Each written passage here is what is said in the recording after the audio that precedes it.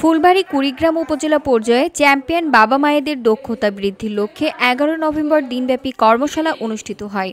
Phulbari model মসজিদের দ্বিতীয় তলা হলরুমে Mahidev Jubo Samaj Kalyan Samiti child not bright project আয়োজন এবং NRK টেলিথন ও প্ল্যান ইন্টারন্যাশনাল বাংলাদেশ এর কারিগরি সহায়তা ও অর্থায়নে উপজেলা ৬ ইউনিয়নের ৩০ জন চ্যাম্পিয়ন বাবা মায়েরা অংশগ্রহণ করেন। কর্মশালায় টেকসই শিক্ষণমূলক কার্যক্রমের মাধ্যমে তাদের দক্ষতা উন্নয়নের উপর গুরুত্ব দেওয়া হয়। বাল্যবিবাহ প্রতিরোধে দক্ষতা উন্নয়ন টেকসই শিক্ষণমূলক কর্মশালায় বাল্যবিবাহ প্রতিরোধে কর্মপরিকল্পনা প্রণয়ন সম্পর্কে প্রশিক্ষণ প্রদান করে child not bright project technical officer Pratima Rani Roy.